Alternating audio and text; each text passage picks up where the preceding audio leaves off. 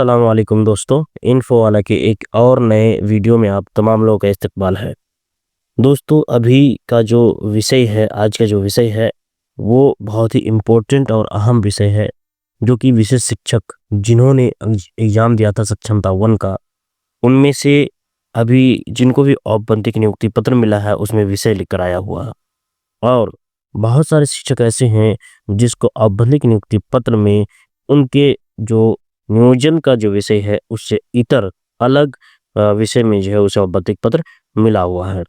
आप देख ही सकते हैं कि जैसा कि मैंने टाइटल आपके सामने लिखा हुआ कि औपबंधिक नियुक्ति पत्र में विषय बदल गया है। क्या इससे कोई फर्क पड़ेगा? आखिर कहाँ पे चूक हुई है और क्या दोबारा से एग्जाम देना पड़ेगा? इन तमाम सवालों पर आज हम इस वीडियो में चर्चा करने वाले हैं विस्तार से। वीडियो को आखिर तक बने रहें ताकि क्लियर हो जाए और इसका समाधान क्या होगा वो भी हम इस वीडियो के आखिर में बताने वाले हैं। दोस्तों वीडियो को लाइक करें, दोस्तों तक शेयर करें और आखिर तक बने रहें। दोस्तों चलिए शुरू करते हैं। दोस्तों सभी ने एग्जाम दिया सक्षमता 1 का, जो कि जनवरी में जो है नोटिफिकेशन निकला। नोटिफिकेशन जब भी कुछ भी निकलता है तो बहुत सारे टीचर्स ऐसे हैं, शिक्षक ऐसे हैं जो कि नोटिफिकेशंस को अच्छे से पढ़ने की कोशिश नहीं करते हैं, जिसकी वजह से बहुत सारी गलतियां होती रहती हैं। और क्या वैसा ही इसमें यहाँ भी हुआ है कि नोटिफिकेशन को ठीक से नहीं पढ़ने की वजह से ऐसी गलती हुई है? इस चीज़ को भी हम लोग देखने वाले हैं। अभी हुआ क्या है कि बहुत सारे शिक्षक जिनको जो है औपबंधिक नियुक्ति पत्र मिला हुआ है, उनमें से कुछ शिक्षक ऐसे हैं जिसको जो है सामान्य विषय के जो शिक्षक थे, जो शुरू में नियोजन पत्र जिसको मिला हुआ था नियोजित शिक्षक के तौर पर जो थे, तो सामान्य शिक्षक के रूप में थे। और अभी जो उन्होंने जब एग्ज़ाम दिया था तो उसमें सब्जेक्ट चूज़ करने के लिए कहा गया था और उन्होंने सब्जेक्ट चूज़ किया जो उसी सब्जेक्ट के हिसाब से उसे जो है नियोजन पत्र और नियुक्ति पत्र औपबंधिक मिला हुआ है। तो अब ऐसी सूरत में आगे जो उनकी नियुक्ति होगी तो ऐसे में उस पर क्या फ़र्क पड़ने वाला है और क्या कुछ होने वाला है दोस्तों? सबसे पहले हम नोटिफिकेशन को देखते हैं जो कि जनवरी 2024 को निकली हुई थी। आप 1 फरवरी 2024 को निकली हुई थी, आप इसे देख सकते हैं। 1 फरवरी 2024 से जो 15 फरवरी तक आवेदन लिया गया था और ये नोटिफिकेशन जो है निकला था आपका जनवरी में। ठीक है, यहाँ मेन प्रॉब्लम है यहाँ पे, आप यहाँ पे देख सकते हैं 1 नंबर पे जो कि क्लास 1 to 5 के लिए जो समस्या हुई है कि शिक्षकों का विषय क्या हुआ है, भाषा एवं सामान्य विषय। कोड क्या है? एक ही है 301। इस चीज़ को गौर से देखने वाली बात है। और यहाँ पे जो लिखा हुआ है कि प्राथमिक विद्यालय के शिक्षक अभ्यर्थियों को भाषा के अंतर्गत अंग्रेजी भाषा एवं यानी अंग्रेजी मस्ट है सबके लिए 1 to 5, आप सबको अंग्रेजी लेना है एवं हिंदी अथवा उर्दू अथवा बांग्ला यानी तीनों में से कोई एक विषय लेना था।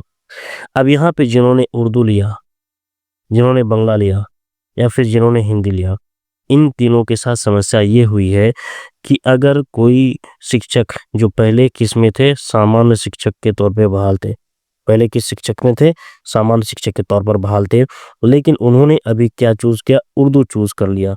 क्या चूज़ किया? उर्दू। फिर और किसी ने बांग्ला चूज़ कर लिया।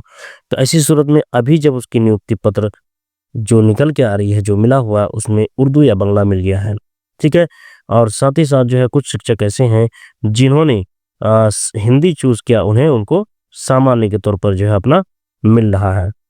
तो ऐसे में सबसे बड़ी समस्या ये है कि अगर आप उस औपबंधिक नियुक्ति पत्र में जो लिखा हुआ उसके हिसाब से अगर आपका योगदान होता है तो आपका जो नियोजन का जो कैटेगरी है वो बदल जाएगा, जिससे आगे चलकर बहुत बड़ी दिक्कत हो सकती है दोस्तों। बहुत सारे लोगों को तो काउंसलिंग में ही जो है आपको डाउटफुल करार दे दिया गया है, क्योंकि जब आप सामान्य शिक्षक हैं तो आपका कैटेगरी उर्दू में कैसे हो सकता है या फिर बांग्ला में आप कैसे जा सकते हैं, ये लिखा गया था। लेकिन यहाँ पे बीएसईबी ने यहाँ पे स्पष्ट नहीं किया है कि जो भी सामान्य शिक्षक है वो हिंदी चूज़ करेंगे या उर्दू चूज़ करेंगे या बांग्ला। यहाँ पे बीएसईबी ने स्पष्ट रूप से लिखा नहीं है और इसी को लेकर जो है अभी शिक्षकों के बीच में गहमागहमी है कि क्या किया जाए। बीएसईबी ने गलती कर दिया, बीएस विभाग ने गलती किया और उसका खामियाजा हमें भुगतना पड़ रहा है। दोस्तों ये एक पक्ष है, लेकिन एक पक्ष यहाँ पे और भी है जो मैं आपको बताना चाहता हूँ दोस्तों।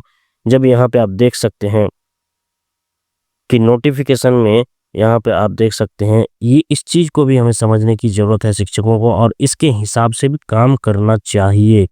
कि यहाँ पे लिखा हुआ है कि प्राथमिक विद्यालय के शिक्षक अभ्यर्थी को भाषा के अंतर्गत अंग्रेजी एवं हिंदी अथवा उर्दू अथवा बंगला लेना है। तो जो उर्दू पे जो लोग बहाल हुए हैं उसे तो उर्दू लेना है, ये कंफर्म। जो बंगला में बहाल हुए उसे बंगला लेना है, ये कंफर्म। बाकी जितने बच्चे सिर्फ सामान्य शिक्षक बचे। सामान्य शिक्षक के साथ ये समस्या हुई है। तो इन सामान्य शिक्षकों को चूंकि कोई भी बहाली होती है 1 to 5 में, तो यहाँ पे भाषावार बहाली नहीं होती है। यानी भाषावार अगर बहाली होती है तो सिर्फ उर्दू की होती है और बंगला की होती है, बाकी सारे शिक्षक सामान्य होते हैं। तो सामान्य शिक्षक के घेरे में क्या जा रहा है? हिंदी। सामान्य शिक्षक के जो है पाले में क्या जा रहा है? सिर्फ हिंदी जा रहा है। यानी उर्दू सिर्फ वही लोग चुन सकते हैं जिनकी उर्दू में बहाली हुई है, और बंगला वो जो बहाली बंगला में हुई है, क्योंकि इसके लिए स्पेशल टीईटी हुई है। स्पेशल टीईटी हुई है आपकी, स्पेशल टीईटी उर्दू बंगला टीईटी करके, जिसके तहत उर्दू और बंगला की बहाली हुई है। तो जो उर्दू चूज किए हैं, उर्दू जिनमें बहाली हुई है, वो बंगला चूज किए हैं जिनकी बहाली बंगला में हुई है, लेकिन जो सामान्य है उनके पाले में सिर्फ हिंदी बच जाता है। तो ऐसी सूरत में शिक्षक को करना ये चाहिए था कि उसे हिंदी चूज करना था। चलिए, अब शिक्षकों ने हिंदी चूज नहीं किया है। जिसको जो भाषा आती थी, जो जुबान आती थी, किसी की उर्दू अच्छी थी उन्होंने उर्दू सेलेक्ट कर लिया, किसी की बंगला जो है अच्छी थी बंगला सेलेक्ट कर लिया। अब क्या किया जाए? मामला यहाँ पे दो तरह की बात हो गई। बीएसईबी ने स्पष्ट नहीं किया, और शिक्षकों ने भी कहीं ना कहीं चुनने में थोड़ी बहुत चूक शिक्षकों से भी हुआ है। तो इस चीज़ को भी मानकर चलना पड़ेगा दोस्तों। सिर्फ जो है जोश में होश खोने की जरूरत नहीं है। अब ये है कि अब इस चीज़ को सुधार करने की आवश्यकता है। अब ऑप्शन क्या बचता है? पहला ऑप्शन है कि आप जो है इस एग्ज़ाम दें। दूसरा ऑप्शन है कि आप इसमें सुधार करवाएं। और मैं सबसे पहले दूसरा ऑप्शन जो कि सुधार का है, उसके लिए मैं कहूँगा, यानी इसमें सुधार करने के लिए नॉर्मल मतलब अपने आप अपने अंदर जो चूक होने की जो आशंका है उस चीज़ को मानते हुए सभी शिक्षक अपने अपने जो जिला शिक्षा पदाधिकारी है उनसे मिले, उनसे मिलकर अपनी समस्या को बताएं। जो नोटिफिकेशन में लिखा होगा उस चीज़ के हिसाब से बात करें, और कहें कि अगर चूक हुई भी है, जिस चीज़ को आपको स्पष्ट रूप से नहीं करना है, लेकिन उस चीज़ को मानते हुए आपको सारी चीज़ें जो है करनी पड़ेगी, और गुहार लगानी पड़ेगी। जो है आपको आक्रोशित होकर काम करने से नहीं होगा। ठीक है? शिक्षा विभाग को जितने भी शिक्षक हैं अपने अपने जिला में, उनका एक लिस्ट बनना चाहिए जिला शिक्षा पदाधिकारी की तरफ से, जिसमें नाम होना चाहिए किस कैटेगरी में पहले से बहाल कैटेगरी क्या है, फिर अभी जो है उन्होंने एग्ज़ाम दिया था किस सब्जेक्ट में, कौन सा सब्जेक्ट में एग्ज़ाम दिया था, और अभी उनका किस सब्जेक्ट में जो है लेटर मिला है। ये डिटेल्स और समस्या क्या है उस चीज़ को सारा कॉलम वाइज सभी शिक्षकों का बनाकर उसे शिक्षा पदाधिकारी के माध्यम से शिक्षा विभाग में भेजने की जरूरत है। इसके साथ साथ बीएसईबी में भी भेजने की आवश्यकता है, और ये सारी चीज़ें आपको करने की ज़रूरत है। उसके बाद जो है आपका ऑप्शन बच जाता है एक एग्ज़ाम का। अगर आपके पास ये सब करने के बाद अगर जो है स्कूल आवंटन तक अगर सुधार हो जाता है तो ठीक है, नहीं तो एक ऑप्शन और है जो कि आपको सक्षमता 3 में बैठना है। सक्षमता 3 में जब आप बैठेंगे तो आप विषय जो है जो सामान्य शिक्षक हैं वो आप जो है क्या कहता है हिंदी चूज़ करेंगे। लेकिन दोस्तों, अगर आपका लेटर बन जाता है, जॉइनिंग लेटर बन जाता है, तो फिर यहाँ पे योगदान करने की भी बात होती है।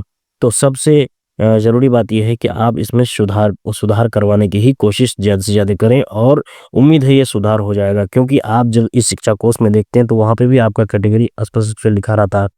तो इसी तरह एक सॉफ्टवेयर के थ्रू से ये डिटेल्स अपलोड हुए हैं और बनाए गए हैं। तो आवेदन देने पर इस बात को अच्छे से और बेहतर ढंग से, बेहतर तरीके से विभाग तक पहुंचाने पर इसमें सुधार होने की पूरी गुंजाइश है।